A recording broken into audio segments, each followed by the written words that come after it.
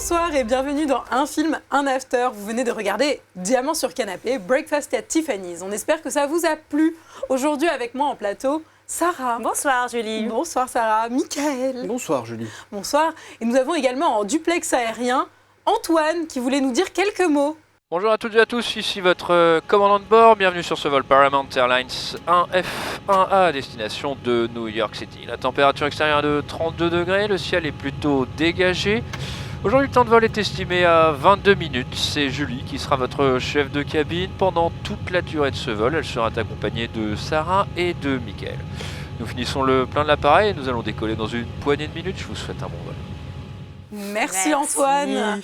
On passe également le bonjour à Greg qui ne pouvait pas être avec nous hélas. En plus lui qui adore New York et les soirées, je suis sûre que ça lui aurait beaucoup plu comme film. Alors il est temps d'en apprendre un peu plus sur Breakfast at Tiffany's. Sarah, c'est toi qui avais choisi le film, qu'est-ce que tu en as pensé? J'étais contente. Ah bah oui, c'était un chef-d'œuvre, non? On passe quand même un beau moment. Alors bon, il n'y aura jamais rien n'est parfait, mais on passe quand même, c'est un petit tourbillon un peu de folie et de beaux sentiments quand même.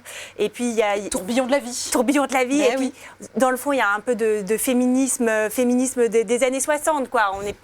On n'est pas au féminisme des années 2000, mais ça transparaît quand même cette femme qui veut la liberté. Moi j'ai trouvé ça beau. Oh, ça t'a inspiré. Ah oui, complètement. Je vais me libérer. Ah bah libère-toi. Je me libère.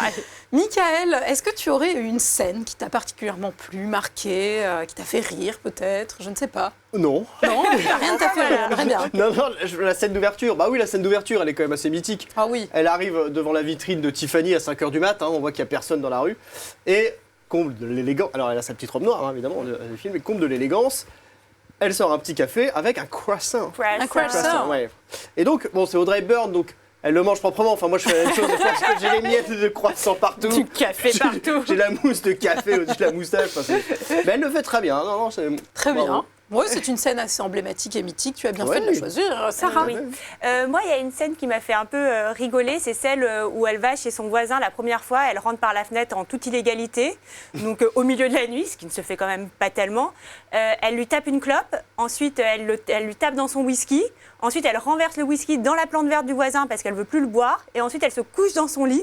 Et là, je me suis dit, t'as vraiment beaucoup de chance d'être Audrey Hepburn parce que je ne suis pas sûre que ça aurait aussi bien marché peut-être avec moi même. Figurez-vous qu'Antoine m'a fait un truc assez similaire quelques mois avant qu'on se soit rencontrés. Et en plus, il a pourri tes chiottes ce jour. Mais ça, on ne devrait pas le dire là. En plus de boire tes bouteilles et de fumer tes clopes. Bon. Très bien. Peut-être que vous voulez connaître ma scène. Oh oui, on voudrait la connaître. Écoutez, moi, il y a plein de choses qui m'ont plu dans ce film. Je trouve qu'il y a plein de petits détails qui sont très, très intéressants. Il y a les boules qui à pompons. Oui, on a, qu'est-ce qu'on a? On a la longue cigarette qui met le feu au chapeau des vieilles dames dans la soirée. On a la trousse à maquillage dans la boîte aux lettres. Moi, ça me fascine quand, avec son petit miroir et son petit chut comme ça. Mais ma scène préférée, vraiment, c'est quand ils vont à Tiffany tous les deux au milieu du film à peu près et que lui, il n'a pas les moyens de lui acheter quoi que ce soit. Enfin, en gros, lui propose vraiment une espèce de petit outil pour tourner les touches du téléphone et il sort une bague qu'il a eue dans une pochette surprise et il demande à la faire graver chez Tiffany et je trouve que ça représente vraiment l'élégance du film parce que l'élégance du vendeur en face de chez Tiffany est vraiment, il est impassible, il est gentil, et là on se dit c'est ça en fait, la classe, c'est ça le luxe, c'est pas être regardé comme un pouilleux parce qu'on n'a pas d'argent, c'est être accepté et à hauteur de ses moyens. Parce qu'on ne sait pas qui les clients peuvent devenir plus tard et ils pourront peut-être revenir refaire leurs achats. Et je ne suis pas sûre que cette scène soit très réaliste parce que je ne sais pas s'il y a beaucoup de vendeurs qui auraient été aussi gentils et patients. Non, en général, dans les lieux haut de gamme. Dans les lieux haut de gamme, en général. Ça dépend. Ça dépend si il y a souvent.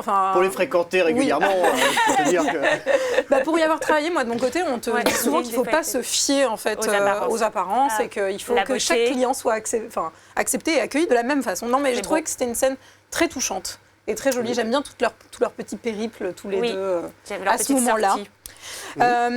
Peut-être qu'on pourrait en apprendre un peu plus sur ce film en parlant d'abord de l'adaptation, parce que c'est une adaptation. Oui. Alors Sarah, tu veux nous en dire un peu plus? Ah bah oui, parce que j'adore les livres. Alors ça, toi, les bouquins, moi, les bouquins, ne fait que bouquiner. Est-ce que tu as lu ce livre? Il me semble que non. Non. Tu peux nous parler de The Great Gatsby Oui. si tu veux. Ah oui, parce Bah que oui, celui-là, parce que je l'ai lu, j'aime beaucoup. Alors c'est tiré donc d'un roman court qui fait 120 pages de Truman Capote. Et Michael, une remarque sur Truman Capote? C'est pas du tout l'inventeur du préservatif. Voilà, J'ai fait des recherches. très bien. Merci beaucoup, Michael. Parfait. À l'époque, Truman Capote, quand il publie ce roman en 1958, donc très peu de temps finalement avant le film, c'est déjà un auteur à succès. Et c'est aussi quelqu'un qui travaille un peu au cinéma. Il fait des scénarios de films. Il a tenté aussi quelques adaptations théâtrales qui n'ont pas forcément été des succès. Mais c'est déjà quelqu'un qui en impose à l'époque. C'est pas n'importe qui, Truman Capote. Et oui, et alors, il écrit ce livre, alors qui met en avant un personnage féminin. Et il a en tête quelqu'un qui existe vraiment, une actrice, une certaine Marilyn Monroe. Et lui, il rêverait de voir si adaptation il y a, voir Marilyn Monroe incarner ce personnage. Et ben, ça va pas se faire, puisqu'elle va refuser, figurez-vous. Oui. Et Pour aller faire quoi? pour aller faire The Misfits, je crois, à l'époque.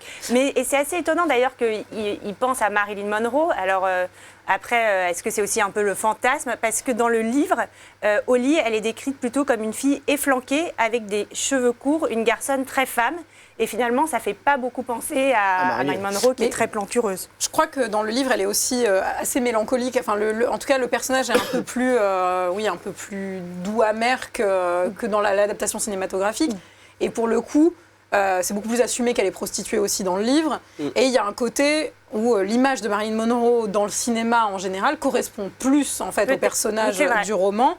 Cette espèce de jeune innocente et en même temps, elle est un peu pas victime, mais bon, il y a un côté proie quand même de Marilyn Monroe, même si c'est une femme pleine de force et pleine de talent, que n'a pas trop Audrey Hepburn pour le coup à ce moment-là. Il faut préciser effectivement, dans le roman de Truman Capote, c'est clairement une prostituée.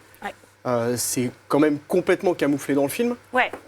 À part le personnage de lui. Et d'ailleurs, il y a une différence par rapport au livre, c'est que dans le livre, il me semble qu'il a aussi des relations avec des hommes, ce qui n'est pas du tout évoqué dans le film. Il faut remettre un peu aussi l'adaptation dans son contexte. On est en 1961. Même si le Code ACE ne s'applique pas de manière aussi sévère que 10 ans auparavant, il est encore présent dans les mœurs en fait. Et la prostitution et l'homosexualité, c'est des thèmes qui sont totalement proscrits du cinéma américain pendant des années et qui commencent un petit peu à ressurgir fin des années 50, début des années 60, mais on voit bien quand même dans ce film que ça reste encore un peu tabou, quoi. En tout cas, ce qui est sûr, c'est que le film, il est beaucoup plus lisse, finalement, que le roman, où le roman, on s'est beaucoup plus baigné par des ambiances d'alcool, de désarroi, de très profonde mélancolie, même si ça transparaît un peu ça transparaît quand même un peu dans le film, mais c'est quand même très édulcoré. C'était vulnérable, le nom que je cherchais pour Marilyn Monroe, voilà, ça fait 10 minutes plus tard. D'ailleurs, je crois qu'ils finissent pas ensemble, en fait. La scène de fin n'est pas dans le roman. Exactement, dans le roman, mais d'une certaine manière, c'est assez beau aussi, ça prouve son entière liberté à elle. Elle choisit de partir, en fait. Elle part seule en Amérique du Sud. Et en fait, le livre, c'est une discussion entre lui et un barman. Et il se rappelle cette jeune femme qu'ils ont croisée un jour et qui a finalement disparu et qui a retrouvé son entière liberté. Alors, est-ce qu'on peut parler peut-être un peu de la genèse de ce film? Comment tout ça a commencé? Alors, c'est Paramount qui acquiert les droits. Donc, Paramount, on les salue. Bravo, on les salue. Ils ont eu du nez là. Ils sont formidables. Ils font des chefs-d'œuvre, vraiment. C'est une équipe formidable. Magnifique. Et donc, ils proposent spontanément le rôle, comme on l'a dit, à Marilyn Monroe, qui refuse. Puis ensuite à Kim Novak et Shirley MacLaine, qui du coup déclinent également l'invitation. Personnage un peu sulfureux, on l'a dit dans le roman. Et donc, du coup, ça va tomber, entre guillemets, sur Audrey Hepburn, auquel personne ne pensait, et surtout pas Truman Capote, qui d'ailleurs n'a pas du tout apprécié le choix de cette actrice. Et d'ailleurs, apparemment, les relations étaient un peu tendues sur le plateau entre Hepburn et Capote. Alors, il faut aussi savoir que le scénario ne va pas tomber dans les mains d'Audrey Hepburn d'une manière si simple que ça, puisque ses agents n'ont pas du tout envie qu'elle se dirige vers ce rôle, qui est quand même le rôle d'une prostituée. Il y a quand même un peu des bâtons dans les roues qui lui sont mis à ce moment-là, mais elle veut faire ce rôle. Exactement. C'est terriblement audacieux, parce qu'il faut rappeler quand même qu'Audrey Hepburn vient d'une famille aristocratique. Elle a une éducation victorienne très stricte, donc en fait, dans des rôles comme Vacances romaines, elle joue son propre rôle en fait, globalement. Et là, pour le coup, elle va Romano, elle vraiment joue sortir. une princesse. Elle joue une princesse, oui, mais bon. Et elle joue une princesse dans Vacances romaines, ouais. Et du coup, là, elle sort vraiment de sa zone de confort parce qu'elle fait quelqu'un d'extrêmement extraverti, ce qui n'est pas du tout sa personnalité, en fait, à Hepburn. Et puis, une pauvre nana qui vient de la province et qui se prostitue. Et d'ailleurs, on doute qu'elle va accepter parce qu'effectivement, elle a cette image assez lisse, plutôt de gentille fille, donc ça casse un peu son image. Et elle, comme tu dis, quand on va enfin réussir à lui passer le scénario, elle va dire il faut y aller, mais elle dit qu'elle y va la peur au ventre, qu'on lui demande de jouer l'exact opposé de ce qu'elle est, c'est-à-dire une jeune femme extrêmement extravertie. Et donc, c'est un défi pour elle, un pari.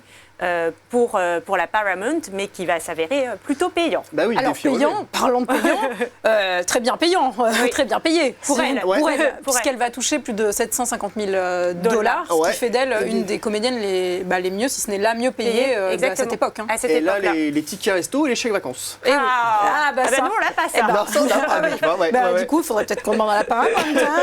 C'est pas le même traitement pour tout le monde.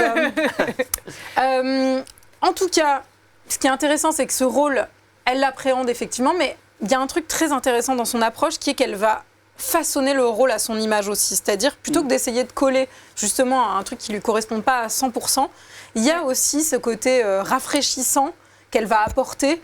En fait, c'est carrément le rôle qui va un peu s'adapter à elle aussi. Enfin, même si elle est discrète, il y a quelque chose de très Audrey Hepburnien dans ce traitement, quoi. Et elle est complètement, moi je trouve lumineuse et extraordinaire dans ce rôle. C'est absolument fascinant, je trouve. Il y a des accidents comme ça au cinéma et on se dit c'est des chefs-d'œuvre. C'est des chefs-d'œuvre. C'est beau. Est-ce qu'on peut parler peut-être de choses un peu moins positives sur le film ? Je pense que c'est, on va dire, la seule chose à peu près négative. Sarah, tu pourrais nous parler peut-être d'appropriation culturelle, de whitewashing ? Alors il y a quelque chose qui passe pas très bien, surtout aujourd'hui. Donc, il y a eu un choix un peu audacieux, du réalisateur qui est Blake Edwards, c'est d'avoir choisi Mickey Rooney, qui est blanc, pour jouer le rôle du voisin japonais, un peu toujours en colère. Et j'avoue qu'il y a un certain malaise. Il dira un peu plus tard qu'il regrette d'avoir fait ce choix et qu'à l'époque, il n'avait pas eu conscience des problèmes. Mais dès que le film est sorti, il y a quand même toute une partie de la communauté asiatique aux États-Unis qui a dit que c'était pas terrible. Et en plus, je trouve que ces scènes sont pas très drôles, en fait. Elles sont un peu nulles. C'est drôle, très extrême, quoi. Attention, Mickaël, ce que tu vas dire. Non, ce qui est drôle, en revanche, c'est que dans la VF, en fait, il faut un accent japonais, mais nul. Et en fait, on dirait qu'il a un accent allemand quand il parle. C'est vrai, du coup, ça donne un effet un peu bizarre. Non, mais c'est très caricatural, c'est poussé à l'extrême. C'est de mauvais goût, franchement. Voilà, c'est vraiment... Mais alors, Mickey Rooney, que Edwards connaissait bien, puisqu'il avait réalisé le Mickey Rooney Show, en fait, pour la télévision quelques années auparavant. D'ailleurs, il vient de la télévision, en fait, finalement, le réalisateur. Il avait eu beaucoup de succès pour Peter Gunn à l'époque. Donc, c'est une série qui traite... Sarah, tu veux nous en parler un petit peu ? Peter Gunn, à l'époque, je crois que c'est une série où le héros est un détective qui aime l'alcool, les femmes et le jazz globalement. Ce qu'on retrouve un peu dans Breakfast at Tiffany's, finalement un peu, exactement. La musique. Tout à fait. Il s'est surtout révélé avec Opération Jupon en 59 avec Curtis et Gary Grant.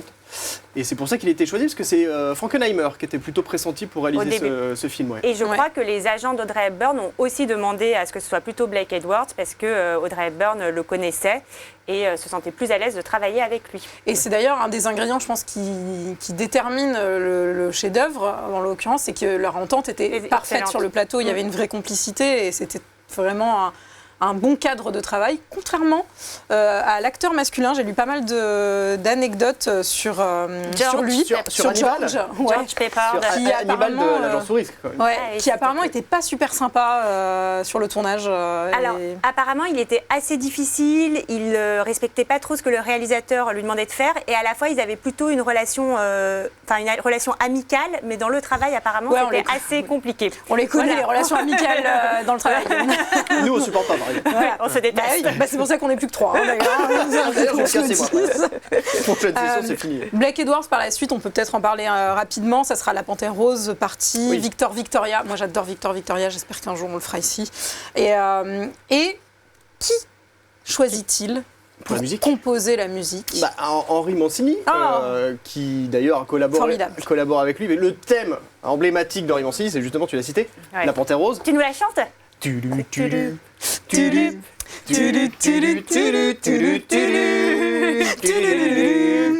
Donc thème célébrissime. D'ailleurs, magnifiquement interprété sur ce plateau. Quand même. Oui. Pardon. Et donc du coup. D'ailleurs, j'espère qu'on aura les tickets resto parce que franchement. Les chèques vacances. Les chèques vacances. Et donc c'est lui qui va composer la musique de Diamant sur canapé. Et notamment le thème que chante Audrey Hepburn, qui s'appelle Moon River. Exactement. Tu veux nous la chanter avec une petite guitare? Elle est jolie. Moon River. Elle est jolie cette scène. Elle est magnifique cette Tu scène. vois, moi j'aurais jamais pu être Audrey Hepburn, je chante trop faux. Mais c'est la seule raison. Alors, figure-toi que Audrey Hepburn, à la base, elle tenait beaucoup à cette chanson. D'ailleurs, elle a insisté pour qu'on la garde. Elle a dit Over My Dead Body, mais elle n'était pas hyper assurée de la chanter. Par contre, elle pensait pas que c'était une super idée que ça soit elle qui s'y colle. Et c'est Mancini et Blake Edwards qui l'ont encouragée là-dedans, et elle fait ça à merveille. La fin de la scène est coupée parce qu'elle pète la guitare sur la scène.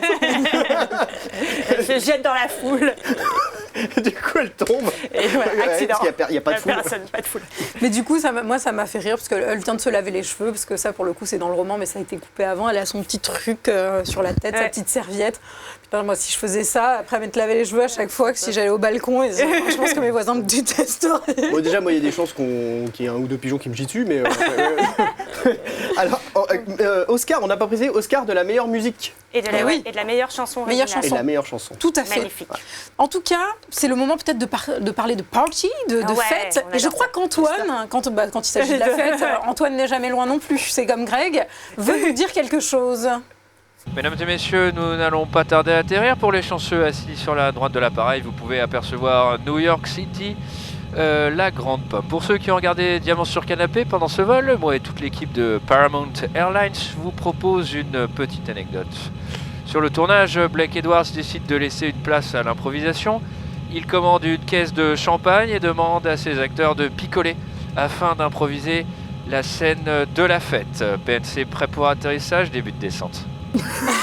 Alors, Antoine, tu feras attention parce qu'il y a un mec derrière toi et il a un sacré louche. Donc, Je crois qu'il y a un mec sous tes genoux même. Enfin, c'est très bizarre. C'est très dangereux pour l'atterrissage. Alors, cette scène de soirée, elle est formidable. Est-ce qu'on peut en parler un petit peu? Ouais, elle est géniale. Et donc, et c'était intéressant d'ailleurs de lire après avoir vu le film qu'il y a toute une part d'improvisation, même si tout n'est pas improvisé. Par exemple, vous devez vous souvenir de la fille qui rigole puis qui pleure devant le miroir. Ouais. Ça, c'est sur plusieurs jours. On lui a demandé la première fois, rigole, ah là, il faut que tu pleures. Et puis voilà, la caméra qui a capté finalement les acteurs qui faisaient un peu n'importe quoi, un peu pompette finalement. Moi, j'adore dans cette scène. À un moment, le personnage, je me souviens, est accroupi. Et il cherche l'heure et il y a une nana qui a une montre à sa cheville. Oui. Et je trouve ça génial. Enfin, il y a vraiment plein de petits détails comme ça qui sont hyper bien trouvés.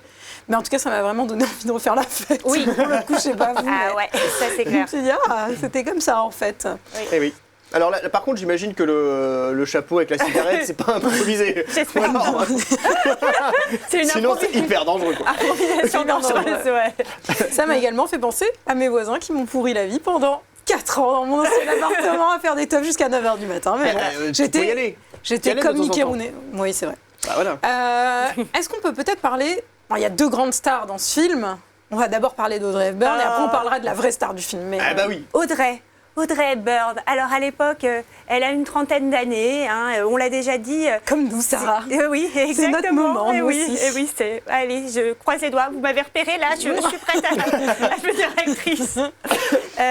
C'est déjà une star à l'époque, mais on l'a dit avec une image assez ingénue, assez lisse.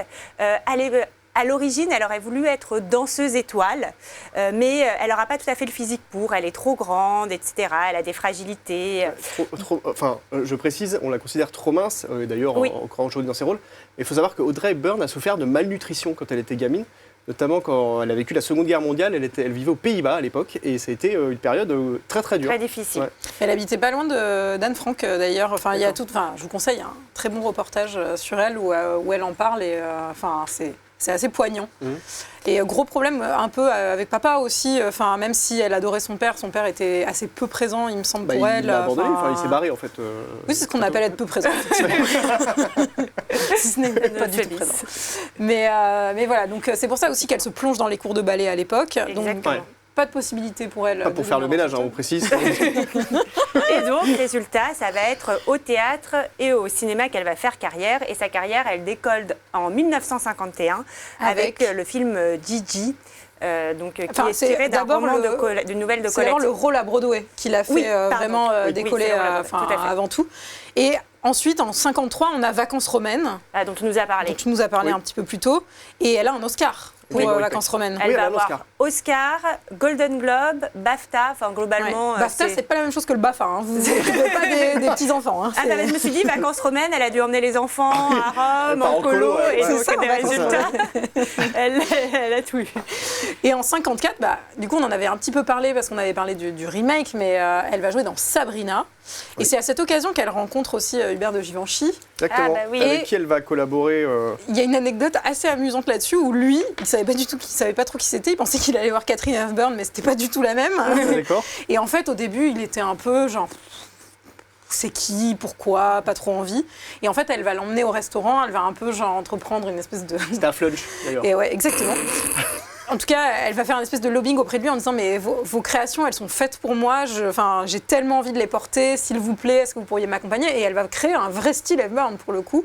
La petite robe noire, ça va devenir culte complètement. Et ils vont devenir amis, tous les deux. Ils vont devenir amis, ils vont collaborer sur plusieurs films quand même. Hein. Ils vont collaborer sur Sabrina, comme tu dis, en 54, Drôle de Fribousse et Ariane en 57, et puis Diamant sur canapé, dont la fameuse petite robe noire qu'on voit, qu'on voit ici, qu'elle porte au début du film. Qui n'est pas si petite d'ailleurs, c'est une longue robe noire. Une longue robe de soirée. Il en existe 3 dans le monde. Alors, une dans ta garde-robe. Il y en a une, je la mets là. Voilà.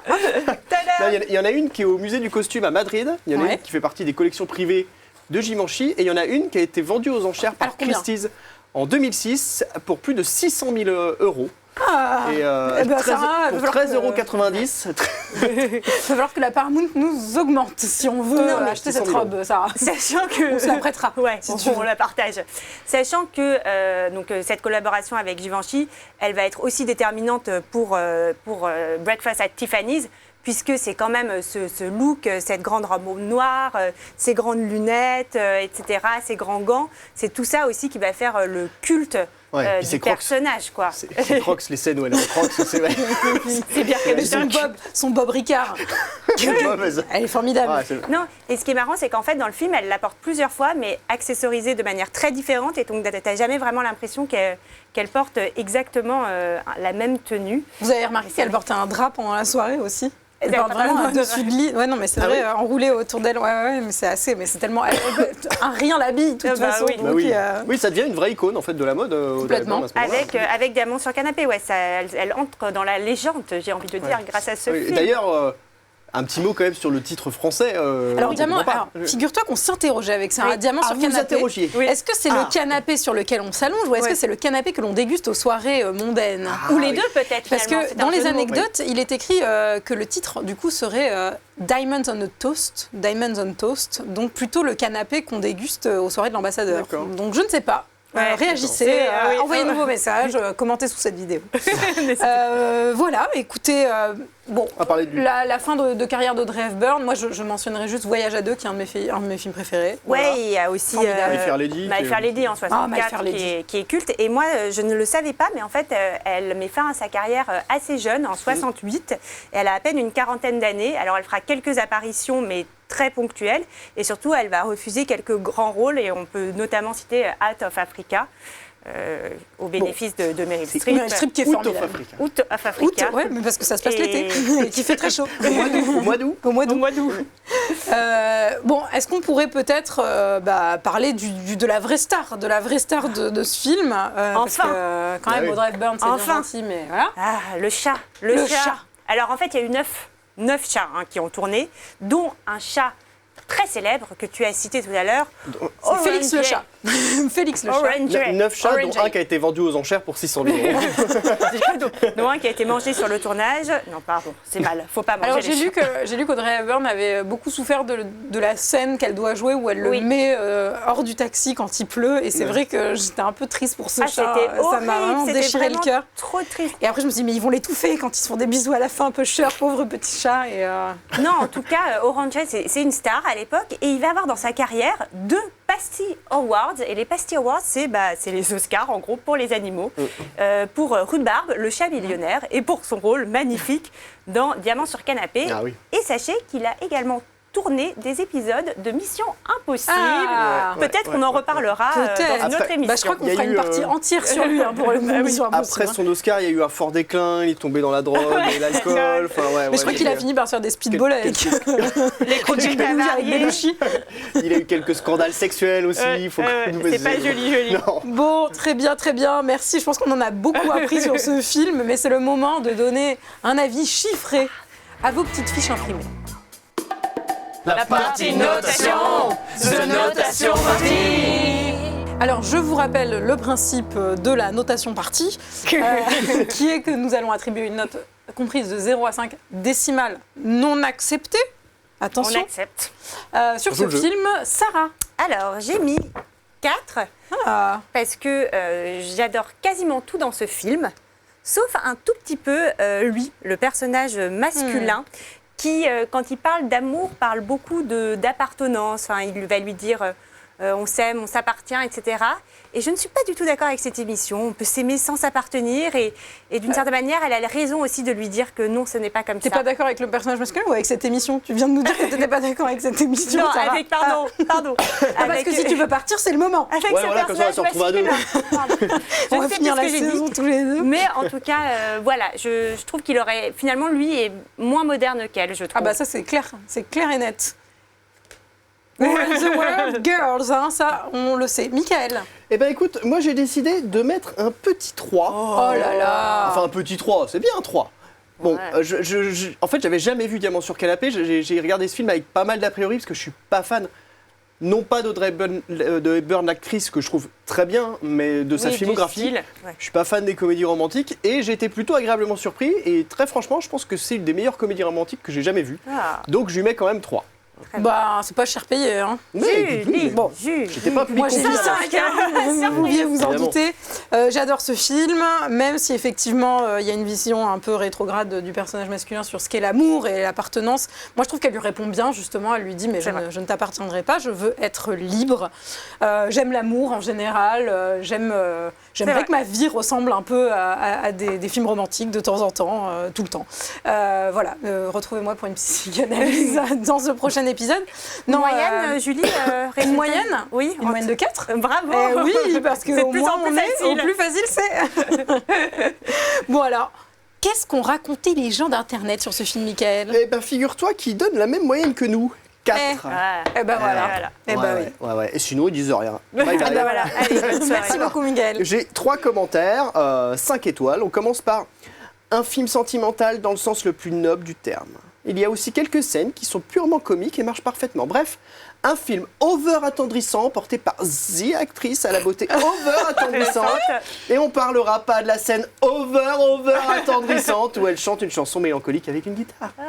Tu fais ça si bien, Mickaël. Bah il est overdoué, hein, ça c'est. Overdoué. Ouais. On continue avec un visiteur qui nous dit « Ce film est l'un des plus romantiques de tous. Audrey Hepburn est tout simplement merveilleuse et magnifique. Qui n'a jamais rêvé de déambuler devant chez Tiffany tout en admirant les vitrines pleines de bijoux les plus chers ?» Bah moi. Voilà.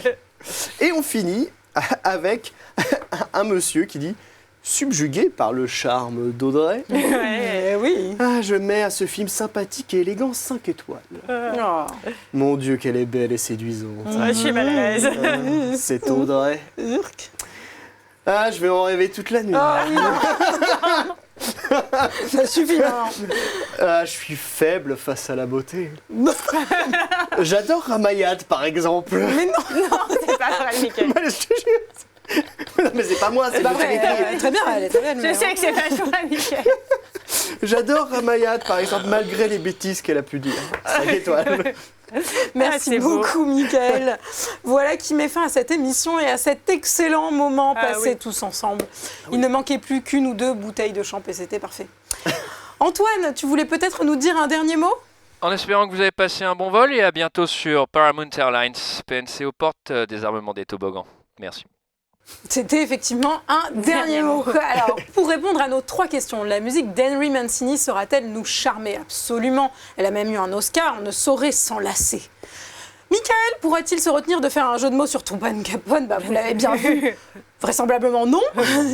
Et peut-on se débranler, c'est-à-dire être bourré au champagne et avoir toujours la classe? Alors oui, mais pour ça, il faut clairement 1, être Audrey Hepburn, et 2, porter des robes Givenchy. Sinon, c'est pas toujours joli à voir. Allez, merci à tous autour de cette table, vraiment. Dans les airs pour Antoine, dans le monde pour Greg, et à vous, surtout, derrière votre écran. On se retrouve très bientôt pour un autre film.